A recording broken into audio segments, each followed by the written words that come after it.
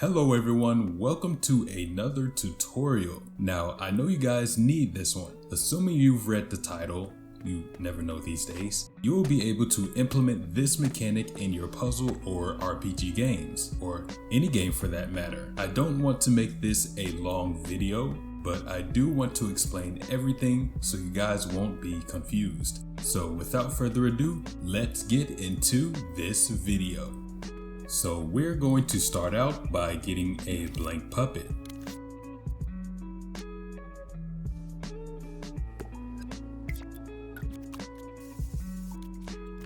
Open the menu and turn off these settings as follows.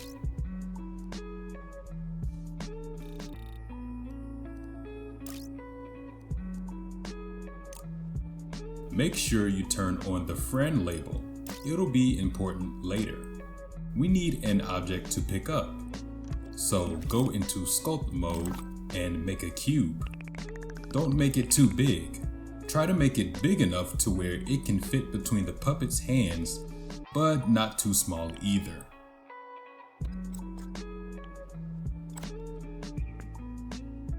Open the cubes menu, go to physical properties, turn on the movable button. Now when you press play, the cube should fall to the ground. So we have our object. Well, how will we get the puppet to grab it?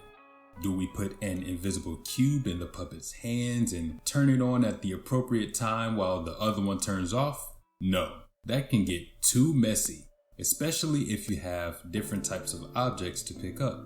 We're simply going to have the cube teleport to the puppet's hand. Keep following along and you'll see for yourself. To get the cube to teleport to the hand, we need a tag for the teleporter to detect.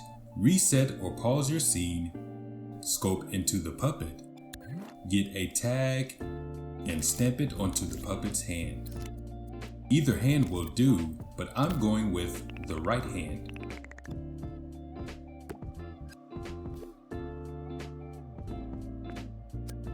Open the tag and name it Object Position. See the white circle with the arrows in the middle? Move and center this between the two hands like you're seeing now. Moving the circle will change it to a sphere with 3 arrows pointing out of it. This will be where the object will teleport to when picking it up. We might have to do more adjusting later on, but this is good for now.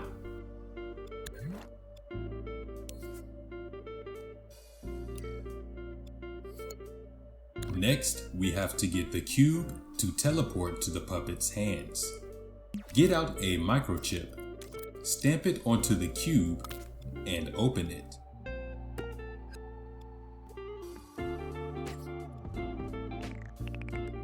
Open the puppet logic menu, get out another microchip, and open that one as well.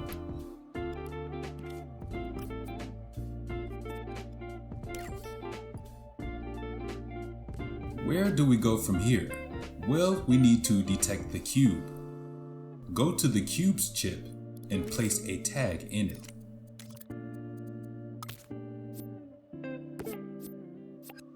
Open the tag and name it Object. Now move the circle to the middle of the cube. I usually use the grid for more accuracy, but I'm just going to get as close as I can for now. Once you do that, close the tag, go to the puppet chip, and get out a trigger zone. In Things to Detect, select Tag. And in Name to Detect, press up or down on the D-pad until you find the name Object. After that, go to the zone size page and set the zone size at 0 and zone fallout at about 2.2 meters.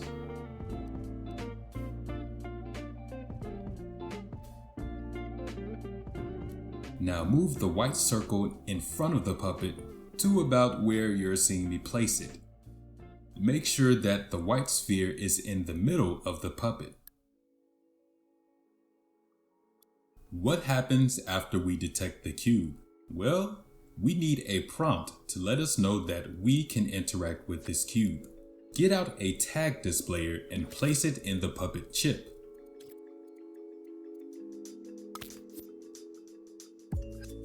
Open it and type in the button you will press to grab the object. I'm going to use R1. If you use these two arrows and type in the name of the button you're going to use, Dreams will create the symbol for that button. For example, since I want to use R1, I'll click the left arrow, type in R1, make sure the R is lowercase, and then click on the right arrow. If done correctly, this symbol should pop up.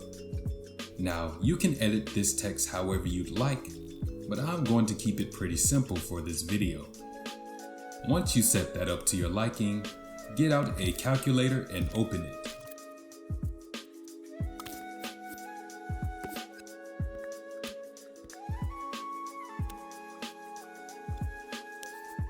In the middle, select the greater than symbol.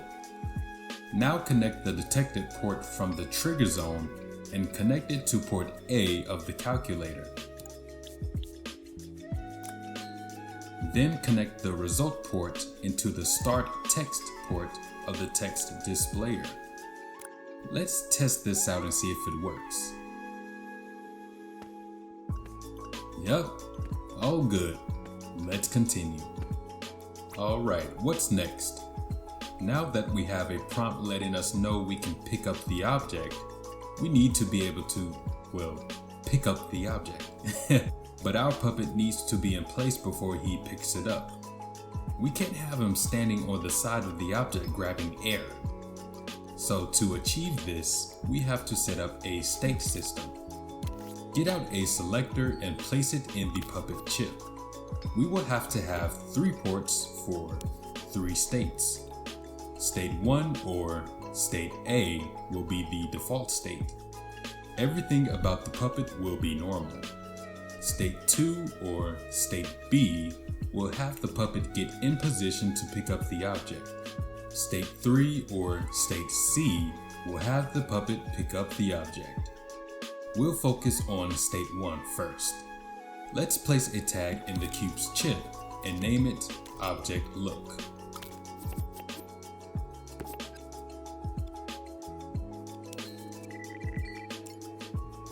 Then go to the puppet chip, place a microchip next to the selector,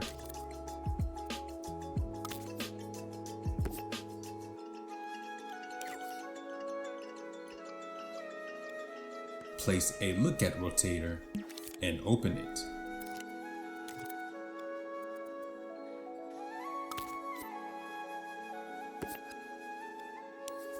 Now max out the rotation speed, strength, and overall dampening.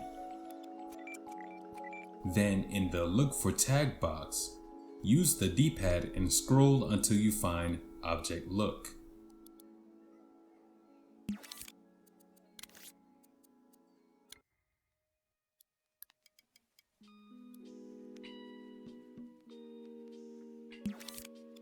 If you move the cube and press play, the puppet should immediately look in its direction.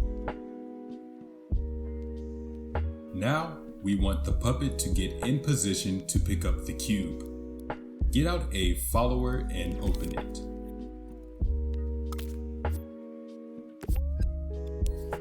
Set the speed to 3 and strength and dampening to 100. Then go to Enter Tag Name and search for Object.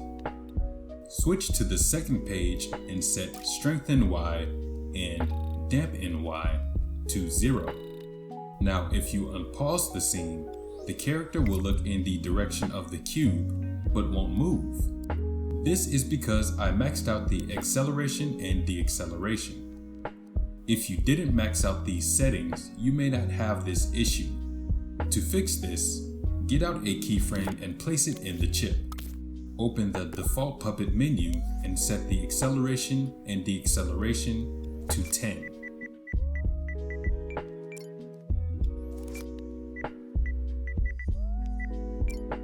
Now exit animate mode and turn on the keyframe. If we press play now, the puppet will move towards the cube. However, the puppet appears to move a bit too close to the cube. Easy fix. Open the follower, go to the second page, and in the minimum distance slider, set it to about 0.4.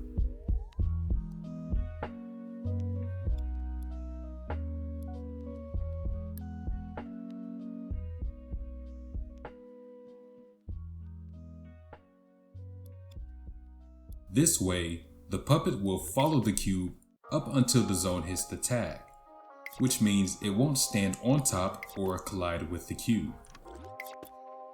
Now that we set this up, we can focus on timing everything up to this point after we press the interact button. Get out a node and place it in this chip.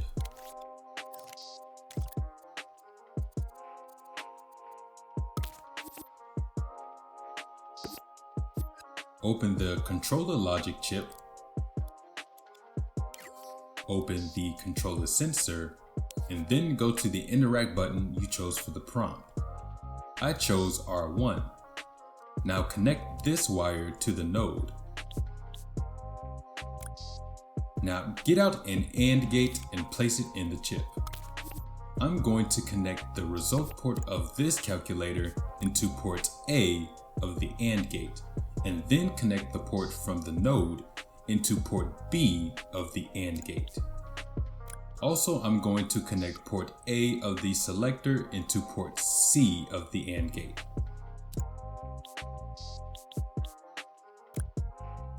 Now connect the AND gate to port B of the selector and connect port B of the selector into the microchip next to it. All this is saying is if I'm detecting the tag named object and I'm pressing the interact button and I'm in the default state, which is port A of the selector, then I can move to port B or the second state of the selector. And port B will allow me to get into position to pick up the object. Let's test this, shall we? It's working perfectly so far. I hope you're not having too much trouble. Let's keep going, man. We're nearly there. So when we get into position, we're stuck and can't move. We need to be able to leave this state and go into state C to pick up the object. Go to state B's microchip and get out a movement sensor, calculator, and timer.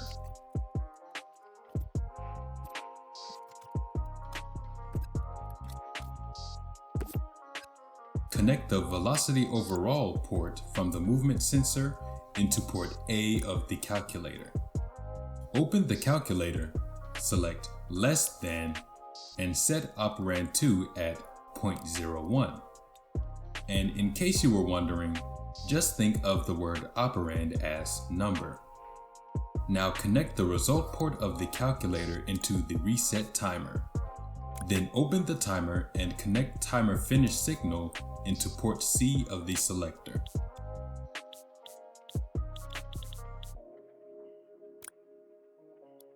Now set the target time to 0.4.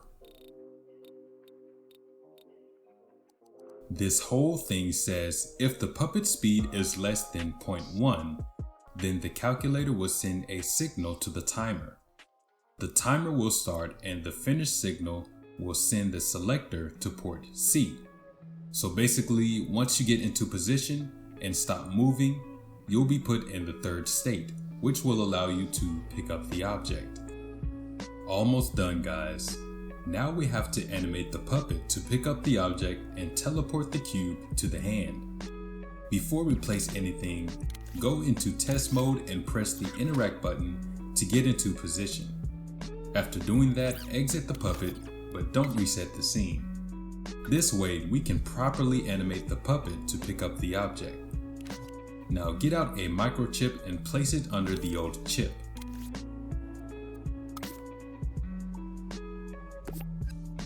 Open it and get out a timeline.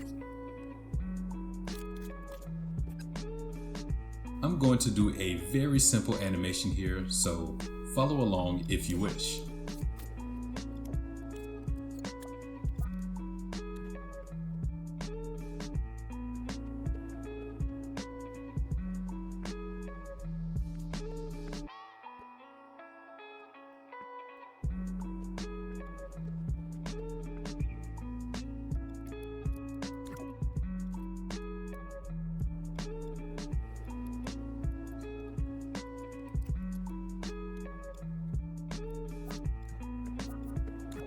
And there you are, 3 simple frames.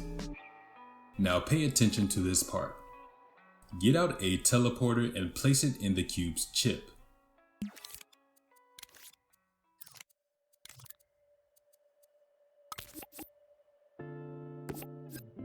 Open it and scroll through until you find the tag named Object Position. Make sure you turn on Match Target Orientation. Now in the timeline, go to the keyframe where you animated the puppet to pick up the object. For me, it will be the 3rd keyframe. Underneath that keyframe, place down another keyframe and name it Activate.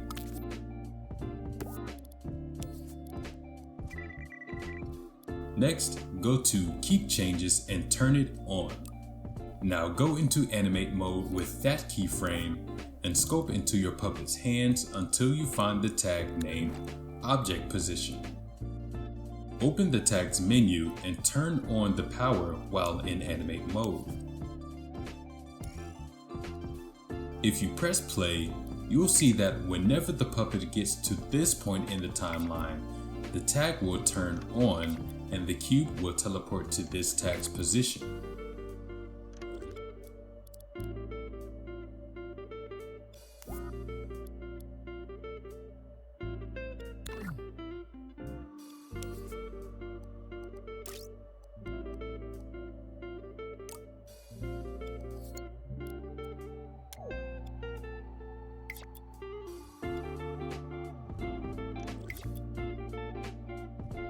We now need to animate a holding position for the puppet. Get out a new keyframe, place it in the microchip, and animate the holding position for the puppet.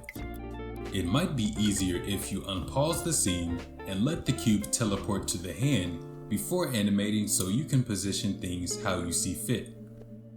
Another tip is to animate the hands using R2. This will prevent the object from bouncing with the hands and maintain that holding position. Once you're done, take the last keyframe out of the timeline and delete it. Now replace that keyframe with the one animating the holding position.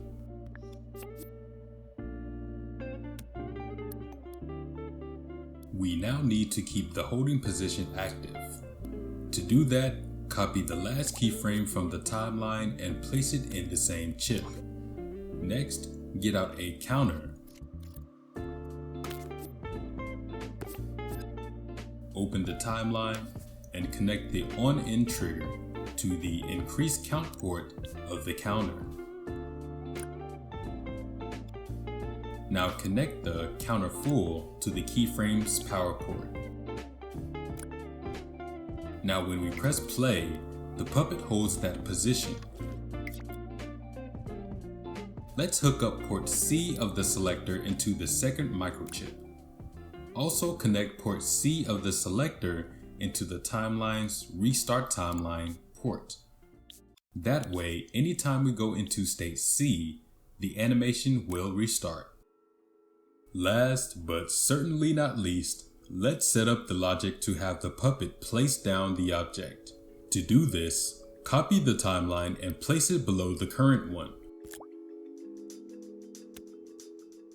Open it, find the Activate keyframe, and go into Animate mode.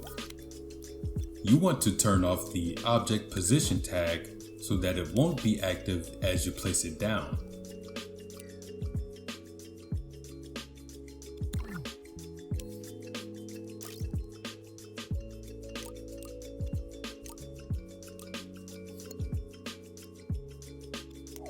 Once that's done, open that same keyframe and rename it Deactivate. Now get out an AND gate.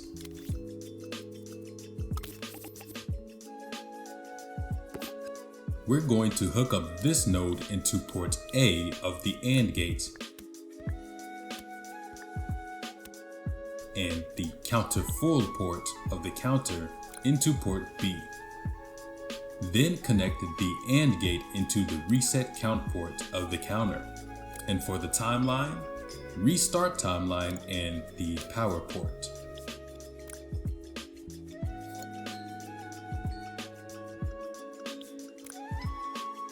Basically, when we press the interact button again, we'll redo this same animation, but instead of picking up the cube, it'll drop it. Now open the timeline in which the puppet drops the cube, get the on-end trigger wire, and connect it to port A of the selector.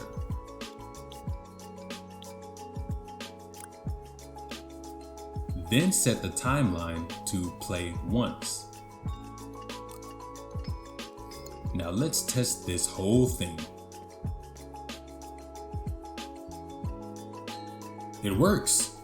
But wait, we can't pick up the object after placing it down. Another easy fix. Delete the wire going into the first timeline's restart timeline port. Get out a signal manipulator and place it in this chip. Connect port C of the selector into the input port of the manipulator.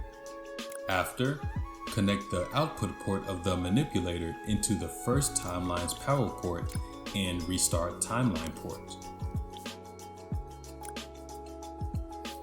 Now open the signal manipulator, go to Custom Remapper mode, find the Edge Mode section, and select Pulse at On or Off.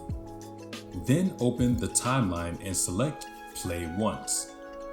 Before we test this one last time, I notice the interact prompt still appears after grabbing the object. Let's change that. Go to the text displayer and delete the wire going into Start Text. Now get out an AND gate and connect this calculator's result port into port A of the AND gate and port A of the selector into port B of the AND gate. Now connect the AND gate into the Start Text port of the text displayer. Alright guys, let's give this one more go.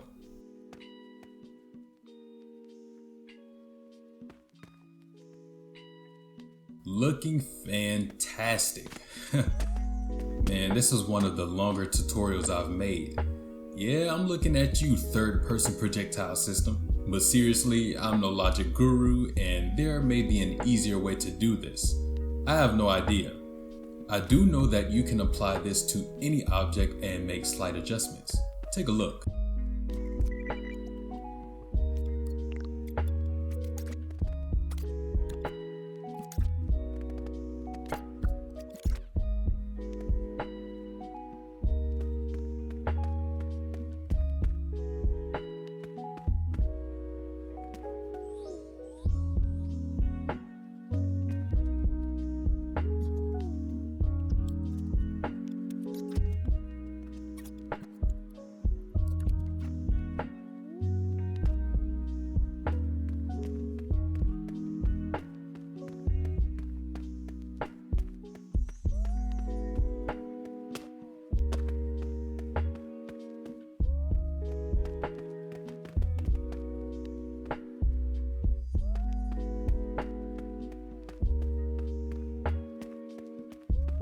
Now you will run into some problems if you have a number of grabbable objects beside one another.